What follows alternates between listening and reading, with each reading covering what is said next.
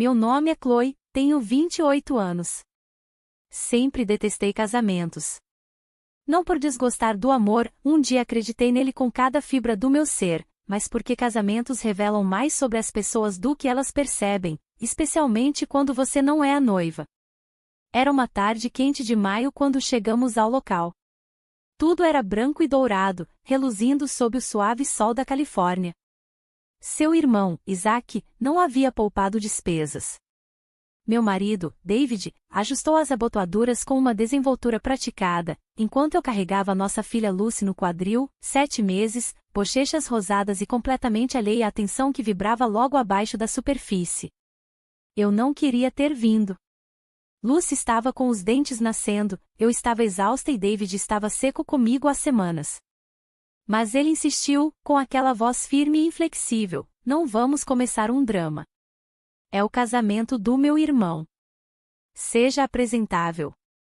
Então prendi o cabelo, vesti o vestido azul marinho que ele escolheu e pratiquei sorrir no espelho até parecer natural. Nós nos sentamos perto da frente, logo atrás de Isaac e sua nova esposa. David irradiava orgulho. Ele sempre adorou o irmão, talvez mais do que jamais me amou. Acomodei Lucy no meu colo e procurei a mão de David. Meus dedos roçaram os dele. Ele se encolheu como se eu o tivesse queimado. Então, inclinou-se perto do meu ouvido, a voz baixa, mas cortante, não me envergonhe. Você é só uma carregadora de bebês hoje. Fique bonita. Fique quieta. E assim, eu estava oca, como se alguém tivesse retirado tudo de humano de dentro de mim e deixado apenas a pele. Ri levemente, esperando que ninguém percebesse, esperando que ninguém ouvisse. Lancei um olhar para as outras esposas, polidas, compostas, imaginando se elas também haviam sido reduzidas a recipientes para filhos e conveniência. Eu não chorei. Não naquele momento. Quando os discursos começaram, sentei em silêncio. Sua mãe falou primeiro, relembrando com lágrimas nos olhos histórias dos irmãos crescendo. Seu pai seguiu com o tipo de humor seco que arranca risadas educadas. Então, foi a vez de David. Ele falou sobre lealdade, família, tradição, sua voz firme. Inesperadamente, o microfone foi passado para mim. Você gostaria de dizer algumas palavras? Isaac sorriu, alheio à tempestade sob minha pele. David virou-se para mim bruscamente. Você não precisa, disse ele, mais ordem do que conforto. Mas eu me levantei e sorri. Segurei o microfone como se fosse estranho, frio, desajeitado em minha mão e mais pesado do que parecia. Meu coração batia tão alto nos meus ouvidos que quase não ouvi o silêncio cair sobre o salão de recepção. Todos os olhos estavam em mim, e os de David queimavam. Comecei, minha voz mais suave do que eu queria. Limpei a garganta, me recompus e tentei novamente, obrigada por me darem a palavra. Eu não estava planejando, mas casamentos são momentos, não são? Momentos que lembramos. Algumas acenações educadas. Eu me lembro do meu casamento, disse, olhando brevemente para David, cujo rosto congelou em um sorriso tenso. Eu tinha 26 anos. Nervosa, esperançosa. Pensei que estava me casando com um homem que me via. Alguém se mexeu desconfortavelmente em uma das mesas. Sorri mais amplamente, como se fosse uma piada e eu estivesse apenas começando. Eu me lembro de pensar, este é o começo de uma vida juntos. Você imagina coisas, não é? Manhãs de domingo com café, nomes de bebês sussurrados no escuro, alguém segurando sua mão quando você está cansada e sua camisa manchada de fórmula. Um suave murmúrio percorreu o salão. David inclinou a cabeça, um aviso. Mas às vezes, continuei, você acorda anos depois e percebe que é apenas parte da mobília. Você não é mais um parceiro. Você é um acessório ou um recipiente. Ouvi um garfo tilintar em um prato. O silêncio se aprofundou. Apenas Lucy balbuciava ao fundo, alheia, inocente. Minha mão tremeu enquanto segurava o microfone com mais força. Olhei diretamente para David agora. E às vezes, a pessoa com quem você se casou, aquela que um dia disse que você a tornava melhor, se encolherá quando você tentar tocá-la. Não porque esteja com raiva, mas porque se esqueceu que você é humana. Minha voz falhou levemente, mas eu não parei. Isaac, Isabel, virei-me para os noivos, espero que vocês nunca se esqueçam de se enxergar, mesmo quando a vida ficar barulhenta, confusa, difícil. Porque quando vocês param de se enxergar, não é mais casamento. É performance. Com isso, devolvi o microfone e saí do palco. Minhas palmas estavam suadas. Não olhei para ninguém, apenas peguei Lucy, que agora estava com a prima de David, e a abracei forte contra o peito. David não me seguiu. Não a princípio. Quando fez, foi atrás do prédio, perto do estacionamento, onde o cheiro de champanhe e suor deu lugar ao silêncio e ao ar fresco. Que diabos foi aquilo? Ele sibilou, os olhos arregalados de raiva controlada. Você está louca? Eu disse a verdade, respondi baixinho. Ele se aproximou, imponente. Você acabou de me envergonhar na frente de toda a minha família. Olhei para ele. Número 1, eu os lembrei que existo. Suas narinas se dilataram. Vá para casa agora.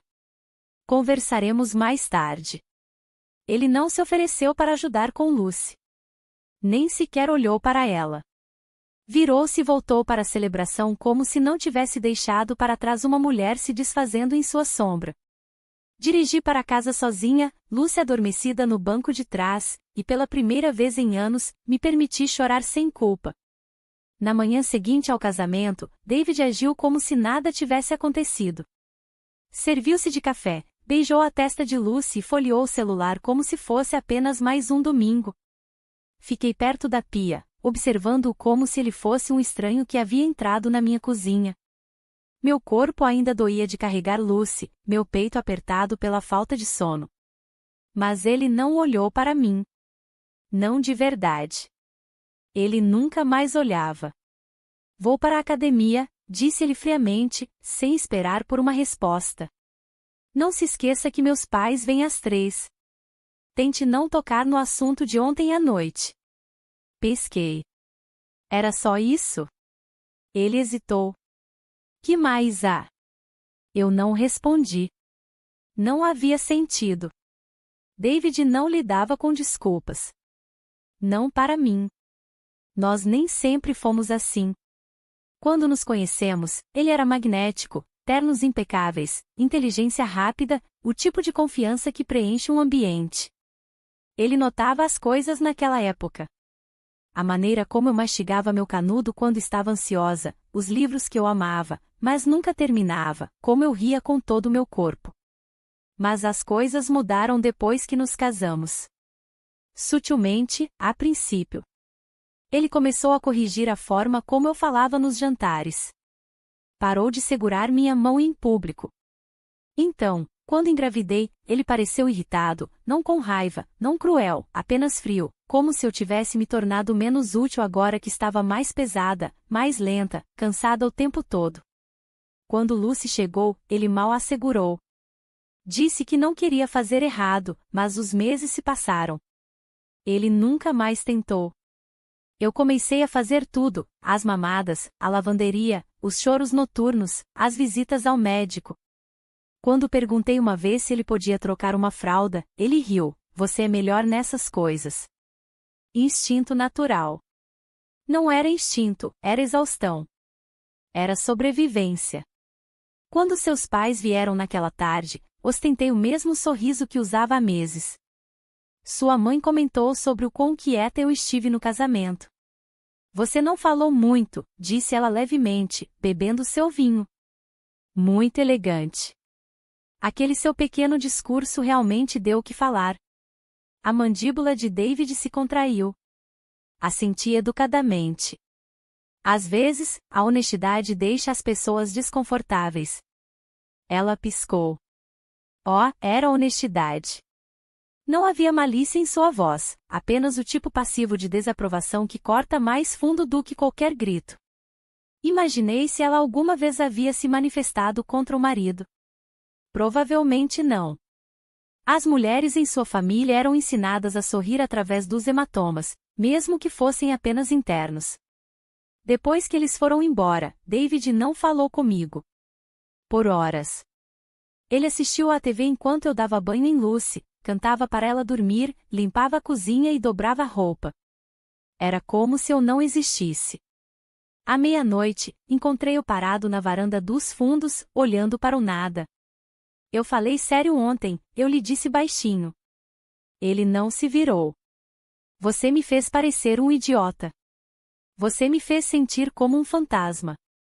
Ele finalmente se virou. Você se acha uma mártir agora, é isso? Balancei a cabeça. Número 1, mas cansei de ser invisível. Ele riu amargamente. Você não vai a lugar nenhum. Você precisa de mim. Você não tem emprego, nem economias, nem plano. Você está presa. Ele disse isso calmamente, como se fosse um fato da vida, como a gravidade. Fechei a porta atrás de mim e voltei para a cama. E pela primeira vez, me permiti imaginar uma vida sem ele. Na manhã seguinte, comecei a escrever listas. Não listas dramáticas, não sobre como escapar ou como arruiná-lo. Nada disso. Apenas coisas práticas. O que eu precisaria fazer para sobreviver, conta bancária, creche, aluguel. Parecia surreal, como se eu estivesse planejando a mudança de outra pessoa. Mas cada item trazia uma lasca de clareza. Eu tinha sido designer gráfica antes de Lucy nascer. Freelancer, pequenos clientes, nada glamouroso, mas constante. Eu não tocava em software de design há mais de um ano. David disse que era desnecessário eu trabalhar. Ele ganhava o suficiente.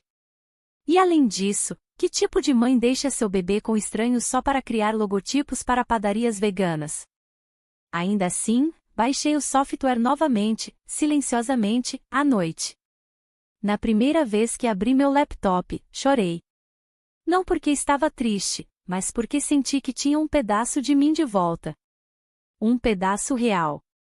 Não a versão de mim que dobrava toalhas perfeitamente ou lembrava de quais chupetas Lucy gostava. David não notou ou, se notou, não perguntou. Ele começou a chegar em casa mais tarde, cheirando a uísque colônia de loja de departamento. Ele disse que era networking. Eu não fiz perguntas. Eu já conhecia bem demais o ritmo das mentiras. Em uma quinta-feira, Lucy teve febre. Liguei para David no trabalho. Sua assistente atendeu. Ela não está bem, eu disse, preciso levá-la ao pronto-socorro. Houve uma pausa. Então a voz de David, fria, irritada, filtrou-se. Você consegue lidar com isso? Por que você me liga para tudo?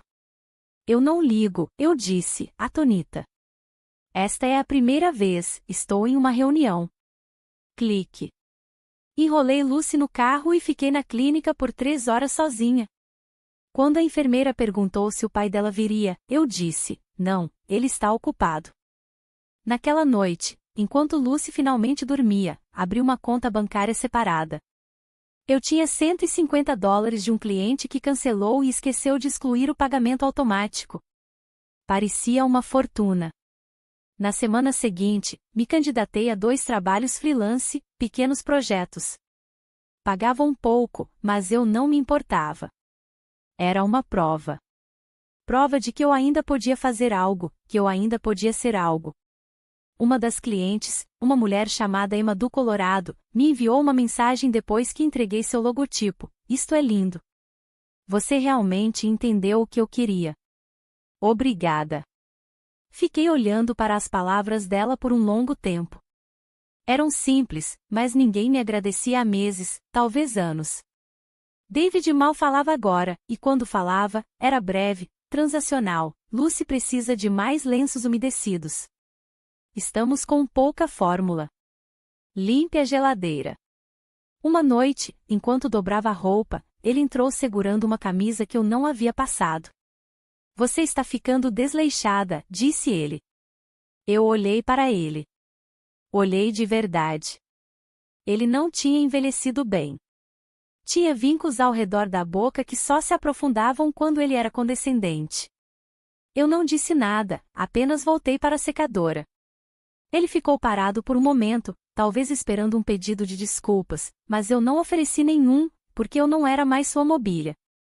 2 semanas depois da febre de Lucy, consegui um emprego que pagava mais do que todos os outros juntos. Uma reformulação completa do site para uma organização sem fins lucrativos em Vermont. Não era glamouroso, mas vinha com prazos reais e dinheiro real. Mais importante, vinha com respeito. Eu trabalhava nisso à noite, depois que Lucy dormia. Tomava um café fraco e trabalhava até meus olhos arderem. Não era fácil, mas me dava algo que David não podia tocar: impulso. Comecei a esconder recibos, a economizar cada dólar, a vender roupas velhas online, coisas quietas, nada barulhento. Eu não queria que ele notasse a mudança. Ainda não. Então, algo que eu não esperava aconteceu. Uma velha amiga da faculdade me mandou uma mensagem no Facebook: "Oi, vi seu nome no site de um cliente. Você ainda está trabalhando como freelancer, Chloe?" Não nos falávamos há 6 anos. Sim, digitei antes que pudesse pensar demais. Madrugadas, principalmente. Bebê em casa. Quer se encontrar? Estou na cidade na próxima semana. Meu estômago se contraiu. David não gostaria disso. Ele não gostava de nenhuma mulher que me lembrasse que eu tinha uma vida antes dele. Ainda assim, aceitei. Nos encontramos em uma cafeteria perto da biblioteca. Terreno neutro. Usei maquiagem pela primeira vez em meses. Não por vaidade, por armadura. Zoe parecia quase exatamente a mesma, cabelo loiro ondulado, sorriso afiado, risada alta. "Você está ótima", disse ela, me abraçando. Cansada, mas bem, sorri. É a maternidade. Conversamos sobre a faculdade, amigos em comum, carreiras. Contei a versão higienizada da minha vida. Ela percebeu. "Você está bem?", perguntou ela baixinho. "Não quero ser intrometida. Você só parece alguém que está aprendendo a respiração." Hesitei, insegura sobre o quanto podia dizer. "Estou apenas tentando voltar a ser eu mesma." Seus olhos se suavizaram. "Se você precisar de ajuda, ajuda de verdade, estou aqui. Minha empresa tem um auxílio creche. Às vezes contratamos designers remotos. Posso indicar seu nome." Pesquei. "Você faria isso?" Ela assentiu. "Você era a melhor da nossa turma. Sempre achei que você desistiu cedo demais." Naquela noite, não dormi. Fiquei acordada olhando para o teto, lembrando da versão de mim que sonhava com agências de criação e luzes da cidade, não com fraldas e silêncio cortante. 2 dias depois, enviei meu currículo. Não contei a David. Ele notou na semana seguinte, quando viu uma fatura de cliente no correio. "O que é isto?", perguntou ele, segurando-a como uma ameaça. "Um pagamento por um projeto em que você está trabalhando agora." Eu nunca deixei de poder trabalhar. Ele me encarou, a mandíbula cerrada. "Você deveria ter falado comigo." "Eu falei", disse calmamente. "Você é que não ouviu." Ele saiu da sala sem dizer uma palavra. Sem gritar. Ainda não. Isso me assustou mais. Mais tarde, verifiquei as fechaduras. Todas. Então, respondi ao e-mail de Zoe. "Estou interessada. Por favor, me mantenha em mente." Ela respondeu em minutos: "Já o fiz. Entrevista na próxima semana." A entrevista foi por Zoom. Usei uma blusa branca que não vestia desde antes de Lucy nascer e sentei no único canto da casa onde a presença de David não parecia pairar. A mulher que me entrevistou, Evelyn, era calorosa, focada e respeitosa. Ela não perguntou sobre minha pausa na carreira, perguntou sobre meus instintos, meu processo, como eu equilibrava a teoria das cores e voz da marca. Por 30 minutos, eu não fui uma esposa, não fui uma mãe, fui apenas eu. Quando terminamos, ela sorriu. entraremos em contato em breve, mas já adianto que a recomendação de Zoe teve muito peso.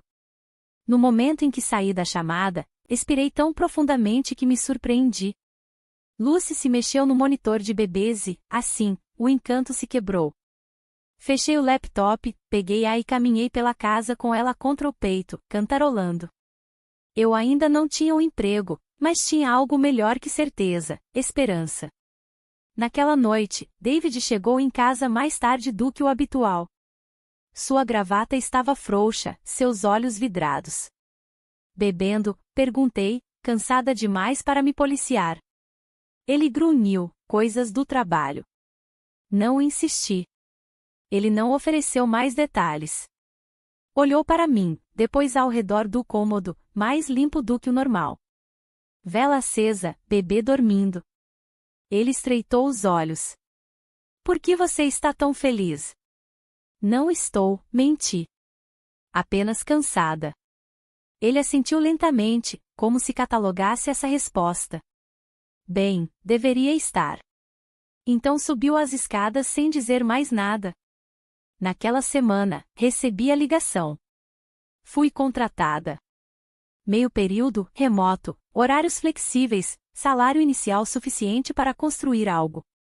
Não precisa se apressar para decidir, disse Evelyn. Não preciso de tempo, respondi. Estou pronta. E eu estava. Chorei depois que desligamos. Não de medo, não de culpa, de alívio. Liguei para Zoe para agradecer. Ela disse, agora você só precisa de um plano de saída. Não precisa fazer tudo de uma vez, mas não pode ficar presa. Ela estava certa. Não era só sobre trabalho, era sobre segurança. David não me batia, nunca tinha batido. Mas seu controle era um tipo diferente de violência, silencioso, sistemático, envolto em um sorriso que não alcançava seus olhos. No dia seguinte, solicitei assistência para a creche. Entrei em contato com um abrigo local para mulheres, não para ficar lá, mas para perguntar sobre recursos, por precaução. Comecei a procurar apartamentos de um quarto para alugar e a memorizar preços. Apagava meu histórico de pesquisa todas as noites, escondia documentos em uma pasta rotulada gráficos de crescimento da Lucy. Mantive minha voz leve perto de David, mantive a geladeira cheia, a roupa lavada, nunca lhe dei um motivo para me observar por muito tempo. E ainda assim, uma noite, ao passar por seu escritório, senti que ele me observava. Virei-me lentamente. Ele estava sentado em sua cadeira de couro, mãos juntas, olhar ilegível. Você tem estado ocupada, disse ele. Gelei. Trabalho, bebê, você está sempre fazendo algo. Para alguém que costumava estar cansado o tempo todo, você tem muita energia agora. Engoli em seco. Acho que estou melhorando no equilíbrio. Ele assentiu uma vez. Equilíbrio. Ele não disse mais nada, não sorriu, apenas observou enquanto eu me afastava. Minhas mãos tremiam quando cheguei ao quarto. Na manhã seguinte, David me observou de seu escritório. Acordei cedo, Lucy ainda dormia, seu pequeno peito subindo e descendo em um ritmo que me acalmava. Servi café, verifiquei meu e-mail e encontrei meus documentos de integração de Evelyn esperando na minha caixa de entrada. Bem-vinda à equipe, dizia. Fiquei olhando para essas palavras por um longo tempo. Elas não significavam apenas emprego, significavam opções. Opções significavam liberdade. Naquele dia, fiz algo ousado. Olhei um apartamento, um pequeno e antigo de um quarto na periferia da cidade. Pisos rangendo, armários desatualizados, mas limpo, seguro e dentro do meu orçamento. Disse à gerente que estava apenas olhando, mas tirei fotos, perguntei sobre depósitos, memorizei a rua. Quando cheguei em casa, David estava na cozinha. Ele olhou para cima no momento em que entrei. Você saiu? Não foi uma pergunta. Sim, eu disse. Mercado. Ele olhou por cima de mim para as duas pequenas sacolas na minha mão. Não parecia muita coisa. Não eram só fraldas e leite. Ele assentiu lentamente, sua expressão ilegível. Naquela noite, enquanto dava banho em Lucy, me peguei cantarolando. Não fazia isso há meses. Sequei-a, enrolei-a e a coloquei no berço. E por um breve momento, acreditei que poderia sair dessa ilesa, silenciosamente. Apenas eu e ela. Sem explosões, sem cenas. Mas então o telefone tocou. David atendeu. Ele falou pouco, apenas frases curtas e cortadas. Então me passou o telefone. É sua mãe. Hesitei. Não falava com ela há semanas. Sua voz estava calma, mas algo estava errado. Querida, David disse que você tem passado por um momento difícil. Ele me disse que você está sobrecarregada. Minha respiração falhou. O quê? Ele está preocupado, ela continuou. Ele disse que você tem estado paranoica, talvez até deprimida, que está se afastando dele e do bebê. Ele disse que você está trabalhando demais. O quarto girou. Estou bem, eu disse. Não dê ouvidos a ele. Eu só estou checando, ela disse cuidadosamente. Talvez converse com alguém, por precaução. Depois que desliguei, fui para a sala de estar e parei na frente dele. Você ligou para minha mãe. Ele não se moveu. Ela perguntou como você estava. Eu disse que estava preocupado, o que, aliás, eu estou. Olhei para ele. Por que você está fazendo isso? Porque você está entrando em espiral, e se você não consegue ver isso, alguém tem que ver. Foi sutil, preciso, uma lâmina em uma bainha de veludo. Ele queria me desacreditar caso eu tentasse ir embora. Ele estava construindo um caso, lentamente, silenciosamente, como tudo o que ele fazia. Naquela noite, imprimi todos os documentos, contra-cheques, e-mails, comprovantes de pesquisas de creche. Escondi-os na bolsa de fraldas de Lucy, embaixo da fórmula. Preparei uma mala de emergência para passar a noite, fraldas, lenços umedecidos, comida de bebê, uma muda de roupa, e deixei no porta-malas. Não contei a ninguém, porque agora eu sabia que David não me deixaria ir embora. Ele precisava manter o controle, e eu tinha terminado de ser controlada. A semana seguinte passou em um borrão de cautela. Trabalhei silenciosamente durante o dia, balançando Lucy com uma mão enquanto revisava layouts da web com a outra. À noite, verifiquei tudo 2 vezes, senhas, extratos bancários, esconderijos. Memorizei endereços, números, placas de carro, rotas para o abrigo. Não falei com ninguém sobre meu plano, nem mesmo com Zoe. E ainda assim, eu sabia que algo estava chegando. O humor de David mudou. Ele parou de fazer perguntas, parou de fingir. Ele ficava parado nas portas, me observando sem falar. Ele fechava o laptop no momento em que eu entrava em um cômodo. Ele mencionava nosso álbum de casamento, nosso futuro, da maneira como as pessoas fazem quando estão tentando lembrá-lo de quem você costumava ser, de quem você deveria ser. Então, uma noite, ele chegou em casa com flores. Peonias, minhas favoritas. Ele não me comprava flores há mais de 2 anos. Pensei que talvez pudéssemos nos reconectar, disse ele, colocando-as em um vaso como se fosse uma oferta de paz. Voltar a ser uma equipe.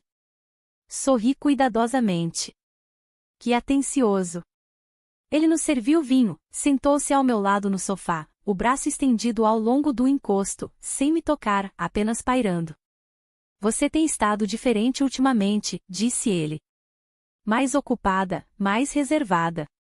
Tenho tido muita coisa na cabeça. Ele assentiu lentamente. Ainda assim, você poderia se apoiar mais em mim. Se algo estiver errado, você pode dizer.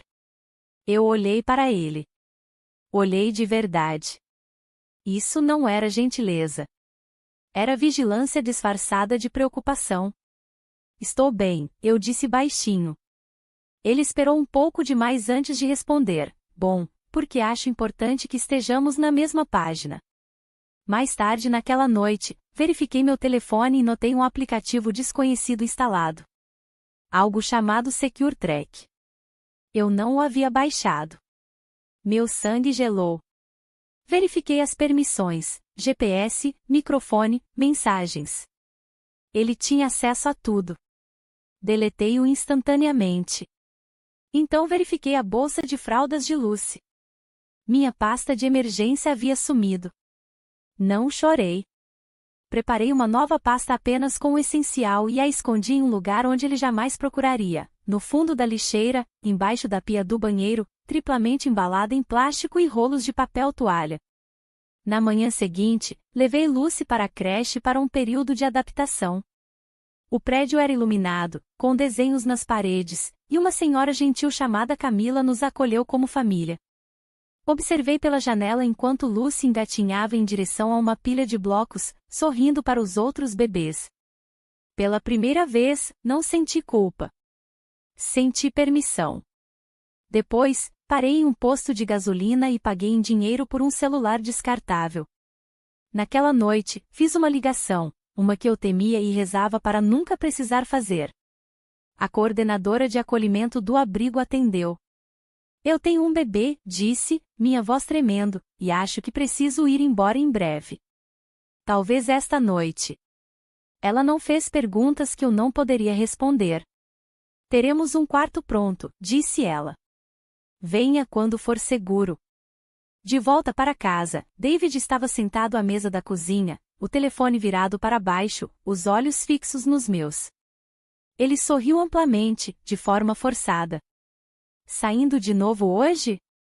Sim, eu disse. Só alguns recados. Você tem feito muitos desses. Passei por ele. Não me encolhi quando ele se levantou atrás de mim.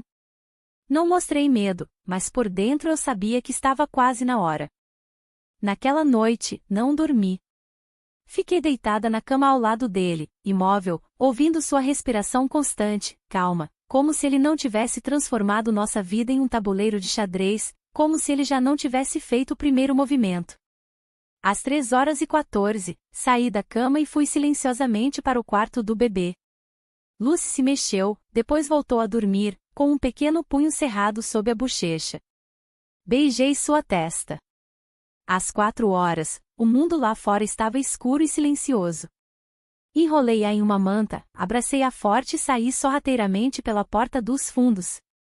O ar estava frio e cortante, senti-o penetrar meu moletom enquanto destrancava o carro, rezando para que o barulho não se propagasse.